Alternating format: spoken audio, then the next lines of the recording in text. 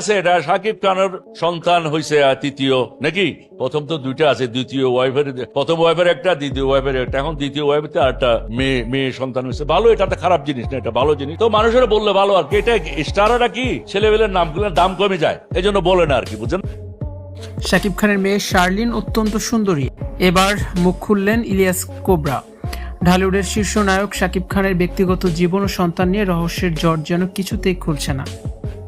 সম্প্রতি একটি ভিডিও সাক্ষাৎকারে অভিনেতা ইলিয়াস কোবরা শাকিব খানের কন্যা সন্তানকে নিয়ে কথা বলেছেন। শাকিব খানের কন্যা সন্তান শার্লিনকে তিনি নিজে দেখেছেন উল্লেখ করে বলেন, মেয়েটি দেখতে অনেক সুন্দরী হয়েছে। ভিডিওটিতে তাকে শাকিব খানের সন্তানদের গোপন রাখার প্রবণতা নিয়ে বেশ রসাত্মক ও খোলামেলা আলোচনা করতেও দেখা যায়। তিনি বলেন, ওনার প্রথম ওয়াইফের একটি সন্তান, দ্বিতীয় ওয়াইফের একটা, এখন দ্বিতীয় ওয়াইফের নাকি আরেকটা মেয়ে সন্তান হয়েছে। এটা তো খারাপ জিনিস না, ভালো জিনিস। কিন্তু এ খবর শাকিব খান নিজে মানুষকে দিলে আরো ভালো হয়। তবে স্টাররা মনে করে ছেলে মেয়ের নাম বললে বোধহয় দাম কমে যায়, এজন্য বলে না, এছাড়া তো অন্য কোনো কারণ নেই। দাম ধরে রাখার জন্য সন্তানের পরিচয় লুকিয়ে রাখে।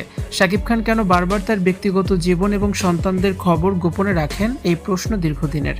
এর আগে অপু বিশ্বাসের ক্ষেত্রে এবং পরবর্তীতে বুবলির প্রথম সন্তান বীরের ক্ষেত্রেও একই ধরনের লুকোচুরির নজির দেখা গেছে। ইলিয়াস কোবরার মতে, তারকারা তাদের পপুলারিটি বা স্টারডম হারানোর ভয়ে মূলত এসব তথ্য আড়ালে রাখেন। তবে বুবলির সরাসরি স্ট্যাটাস এবং ইলিয়াস কোবরার এই প্রকাশ্য বক্তব্যের পর শাকিব খানের পক্ষ থেকে কোনো আনুষ্ঠানিক প্রতিক্রিয়া পাওয়া যায়নি।